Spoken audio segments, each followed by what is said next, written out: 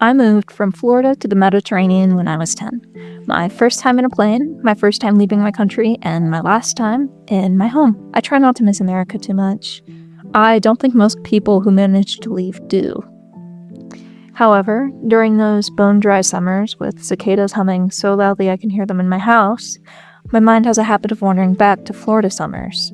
The humidity that clung to your skin, love bugs crawling up and down a backyard fence, the lofty ceiling of my Catholic church and its paintings one only appreciates during Sunday boredom. Almost a decade's passed since I moved, and all that's ever managed to fill that ever-growing pothole inside my ribcage has been Southern Gothic.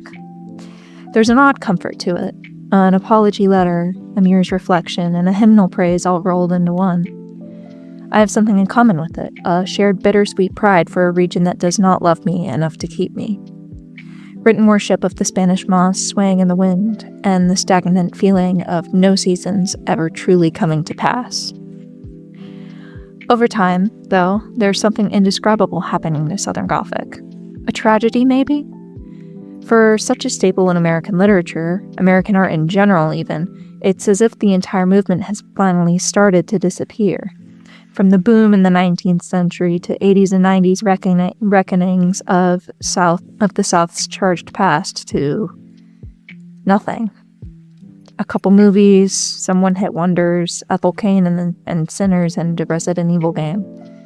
Or you actually have elite knowledge on contemporary Southern Gothic, and if you do, please comment me some recommendations. But I think most people have found something more worthwhile to worship. Or even worse, everyone's forgetting about it altogether. If you don't know what Southern Gothic is, but maybe you played Resident Evil 7, or you listen to Ethel Cain, that might sound like a good thing. There's little nowadays to praise the South for anyways, right? Southern Gothic isn't just made up of the greatest falls of the South, but their feats too. In the core themes of rot, deadly traditionalism, and mysticism, it describes the American South region more accurately than possibly anyone else out there, both intentionally and through ironic coincidence. Southern Gothic weaves a web of qualities, the blink and you'll miss it shine, that a photo would never be able to show. But to understand what's happening now, you need to know what's already happened before. To understand what Southern Gothic is, you have to understand the American South, which means you have to understand America. Most American art is like that anyways, but for Southern Gothic, this is especially true. For a simple definition, Southern Gothic is an offshoot of American Gothic that focuses on the American South. That much you could probably guess from the name though, right? To do some research for this video, I read an Oxford research article about it, and a quote from it sums up the whole genre pretty simply. The past constantly inhabits the present. It's a really Gothic thing to say. Kind of pretentious in a YouTube video though, sorry, but it's true. The past constantly haunts the present anywhere, but especially in the South. In the kindest way possible, the American South is the nation's sin eater.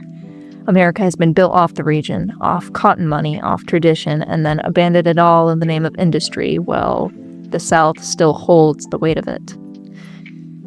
And all the region has been able to do since then is hold on to that weight, because there's nowhere to leave it. This is what Southern Gothic is built on top of, but the American South is a perfect match for Gothic in the US either way. You can take the European castles, moors, and mansions from Emily Bronte and Mary Shelley, and you can easily replace it with Civil War ruins, plantation houses, and swamps for the same uncanniness. The Gothic focuses on the contradiction between past and present, beauty and horror, just as the South does. The South is a land of contradiction, between the pastoral ideal of a church-going farm life and all of the hidden shortcomings behind the region's beauty. Southern history is back-to-back epidemics, poverty, all of it caused by oppression. And what Southern Gothic does is it subverts this American idealism and shows the reality, and creates art from the combination of the two. It turns the American Southern dream into something so horrific you can't even look away. There's something rotting inside that plantation home, something nobody finds for years, but the smell, the mold, the sickness, none of it needs attention to contaminate you and to repress you. Repression is another key part of Southern Gothic. There's biblical repression, whether it's staying faithful to God or to a life free of sin, or historical oppression of going to antebellum parties and debutante balls while ignoring the Black background of it all. And then there's the repression of all of those others. This was especially extreme back during the peak of the American South, during the 1800s. So many lives were buried to show that glimmering, beautiful facade of a big white house on gorgeous fields. Lives of illness, lives of people of color, queerness, women, the poor. Anything that didn't match this ideal was painted over like the dirt clinging to a white fence. The genre critiqued this. Almost any Southern Gothic piece you will find revolves around one of these units of oppression, whether that's the church, like Ethel Cain in The Walking Dead, or the patriarch, like Eve's Bayou, or A Streetcar Named Desire. The classics in this genre show the shadowy underbelly of the family and the master, with books like Beloved or A Rose for Emily. But there's more behind the genre than a list of media to look at and dissect. It starts way earlier than you'd think, actually, all of this that the Southern Gothic so perfectly illustrates. How much earlier? Well,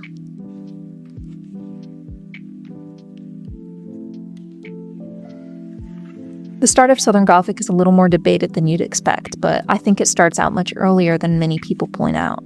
Europe immediately turned the place into something mystical for settlers to dream of, but the conception only continued for centuries after all of the indigenous people were pushed out. What's more important is that push and pull between extreme poverty and extreme opulence and wealth. However, the real action starts during the antebellum period. For my non-USA Americans, the antebellum period is the period before the American Civil War. Hi to you guys. Southern Gothic started its infancy here, without any true texts to its name yet, but a handful of inspirations like Edgar Allan Poe. With the peak of American slavery, though, dozens of African-American writers came out to talk about their experiences. These pieces came to heavily influence all of the writers in the coming years, especially the more horrific aspects. After slavery was overturned, though, the South ended up in shambles. The bitterness of the loss compounded to form the true Southern Gothic. Artists began to process traumas from the Civil War and everything that came before it. My favorite example is William Faulkner, a very prolific writer and a bit of a basic pick, but the piece I'll focus on is A Rose for Emily, a short story about this very reclusive and eccentric woman who, through the judgmental eyes of the town, poisoned her lover and kept his skeleton in her house like a stuffed pet to caress nightly. The themes of repression and hidden horror within Southern Gothic soon evolved to be something much greater come the 20th century. With all the instability the U.S. went through, from the Great Depression to the Dust Bowl to the back-to-back world wars, the country came to replace agriculture with industry, which sparked a new identity crisis. Art from the time reflected this. Tennessee Williams wrote a play about the transition, A Streetcar Named Desire, where the rivalry between the two key characters, Stanley Kowalski and Blanche Dubois, are supposed to represent the tension between the Old South and the New South. Meanwhile, Black writers were writing about their experiences integrating into white society, a process that was unfortunately so intense and awful that it also featured very Gothic descriptions of the horror of it. Richard Wright and Ralph Ellison are two great examples, and even if their writing was nonfiction, the descriptions of racist, leering, and repression still fits Southern Gothic like a glove. That horror of performance in those pieces also carried over really well into film, but along came other new ideas that also really packed a punch. Namely, zombie narratives that has begun to grow in popularity within the Southern Gothic genre. This is what carried over into the modern phase of Southern Gothic. Classic pieces began slowly fading from mainstream awareness, only to be left in literature classes and dusty corners of libraries, and video essays like this. Hi. But, however, as we turn into the 21st century, the supernatural elements of all of these pieces start ramping up until Southern Gothic turns into something almost wholly supernatural. Enter The Walking Dead show and Resident Evil Biohazard, and even the 2025 vampire horror movie Sinners. General audiences seem to start getting bored of the classic Southern Gothic genre. Thematically heavy literature just wasn't as popular as it was a century ago, so adding supernatural elements was the natural shift in trend to compensate for this. Meanwhile, Black perspectives grew more and more popular as we look back on history with a more honest lens on both the Jim Crow period and American slavery, such as with Eve's Bayou and Beloved from the turn of the century. Southern Gothic also began to melt into the general backdrop of Americana culture around this time too. Ethel Cain and Lana Del Rey both make music, although Cain more than Lana, to be fair, inspired by some elements of Southern Gothic and its messages about Americana idealism in general. And as of recent, Southern Gothic has slowly transformed from a literary movement to more of an aesthetic subculture. However, whether we talk about the media or the aesthetics of Southern Gothic, one thing stays the same: the pillars that the genre is built on top of.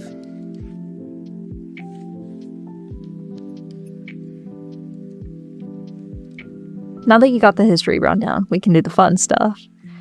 Anyways, the core of Southern Gothic can actually be described in 3 separate pieces: the house, the church, and the woman. Most pieces in Southern Gothic can fit under at least 2, if not all 3, of these umbrellas, but they're still the best symbols of the different themes of the whole genre. Firstly, though, there's the house. The house is not just the wooden structures and pretty historical wedding venues, but it's the physical representation of our history. This is not just true for the South, but vital to it. Nearly every piece of Southern Gothic media will draw some level of attention to the home or building it takes place inside of, whether it's a New Orleans apartment, a plantation home, or the haunted house on 124 Bluestone Road. The first line of Beloved immediately describes the house, saying 124 was spiteful, full of a baby's venom. And the first chapter of Midnight in the Garden of Good and Evil spends paragraphs upon paragraphs describing the luxury and glamour of Jim Williams' mansion. And of course, the entire plot of Resident Evil 7, Biohazard, has you as Ethan Winters doing all that you can to try and escape the Baker estate and the mold that slowly consumes it and its residents. So, why is it so important to Southern Gothic? Well, home is everything. Your home is a representation of yourself. The home in Resident Evil 7 is rotting. It's what drives the Baker household to turn against everyone else, and more importantly, it started as a manifestation of capital greed in the first place. The house in Beloved, 124, or 124, I don't know, was a representation of not only the main character Seath's unresolved trauma in losing a child, but the lingering trauma of slavery as well. And in Midnight in the Garden, all of those pages upon pages of describing the house, from its decor to its origins to its architecture, shows the stature of Jim Williams before he loses it all to the murder trial. You are where you live. This goes into another layer with women, though, as the house forms one of the main symbols of the patriarchy, especially within the American South. The suffering that these women go through in these stories are considered matters of the home or behind closed doors. It is the polar opposite to the church, the second pillar of Southern Gothic. Religion, specifically Christianity, is a complicated thing in the South. Take it from me, I live in one of the most Catholic countries ever now, and still, the South is more intense.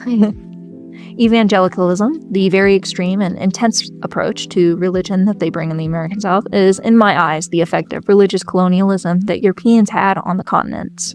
The way Christianity was so brutally enforced in early America, combined with individualism and American idealism, has made a bit of a hell baby. No offense to Christians out there. But in the South, it's especially intense because the South has gone through a lot. Countless pandemics, centuries of poverty, violence across the region. It leaves people desperate for hopes, and for that, they turn to religion. It's so much easier to go on with your life when there's a grand reason behind everything. A reason to wake up in the morning. If you listen to Ethel Cain, this is probably the aspect of Southern Gothic that appeals to you the most, I think. I'm personally not a fan of her music. But yeah, Sinners and The Walking Dead, the earlier seasons of it, both also carry religious themes as pretty fundamental aspects of their pieces. Midnight in the Garden of Good and Evil doesn't rely much on Bible thumping specifically, but more so because Jim Williams faces the Christian-based morals of the law, the Ten Commandments, and to combat this, he turns to Black spiritualism. Really good book. However, my favorite part of the Southern Gothic genre isn't about the house or about the church, but about the woman. Women within Southern Gothic are sharp and multifaceted. They not only fill the role of the victim, but the perpetrator as well. Blanche in A Streetcar Named Desire is a victim of Stanley's violence, but also victimizes everyone around her with her pathological lies as a result of her mental instability. Seath from Beloved is a victim of slavery and brutality, but lets this out on her children, unfortunately, therefore turning them into her own victims and continuing the cycle. Both the South and women are very cyclical. After all, who is the American South if not a woman?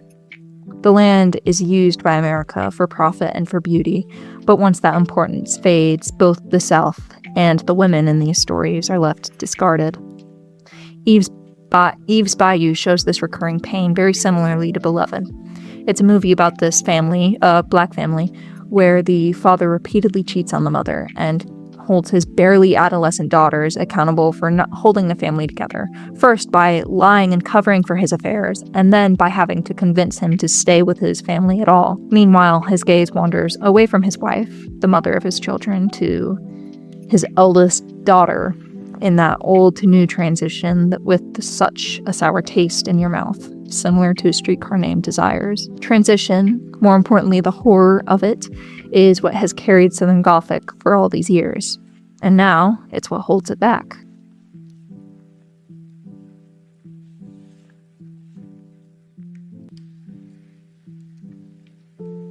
After the mark of the 21st century, fewer and fewer people seem interested in what the world of Gothic has left to say.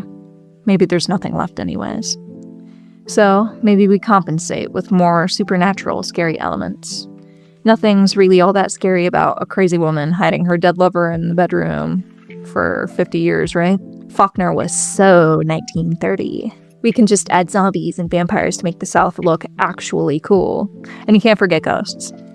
The supernatural is a vital part of any Gothic piece of art, but that's not to say it needs to be the centerpiece. Actually, the fact that Southern Gothic has come to rely so heavily on supernaturalism reflects a very interesting point about American culture in general. Supernatural Southern Gothic stories now revolve around the horror of a great other, an idea that classic Southern Gothic once critiqued. Zombies and vampires in particular, the supernatural tropes most often used in this new Southern Gothic phase, both have firm roots in discussions of class and otherness. Zombies are often used to reflect on fears of outsiders, whether that's immigrants or people of colors or just others. They're not like us. They are a monolith and they need to be hunted down before they hunt us down. Meanwhile, vampires are the elite, hidden class preying on the everyman. They hide in the shadows, they steal innocence away, and they feed on that life force. They are a sickness, both in health and in morals. Relying on tropes like these isn't necessarily bad. I loved Sinners, and I love a good old zombie apocalypse as much as the next person. I mean, Christ, look up how many times I bring up Resident Evil across my channel. But the shift shows how Southern Gothic as a genre has come full circle. Nowadays, Southern Gothic is at an impasse and gives you the choice of either A, letting you turn that grotesque and repression into just as much of a show. It can be a cautionary tale, a reflection, and a history lesson all wrapped into one, whether that's Resident Evil 7 or Sinners. Or B, fantasizing about that gilded cage of nostalgia and the purest strain of Americana culture you could ever get, like with singers like Lana Del Rey, or books like Midnight in the Garden of Good and Evil, or the aestheticization of Southern Gothic in general. Either way, Southern Gothic has grown past its foundations as just being a subgenre of a subgenre, and instead turned into a direct reflection of the South as a whole. It is no longer about spooky swamps and old towns where no one quite acts right. It is the South's history, its future, and all its shortcomings rolled into one, which means we will continue this cycle again and again, until the South ever stops being terrified of the future it is so desperately running from. Thank you for watching. And also, as a disclaimer, which probably isn't necessary so late into the video,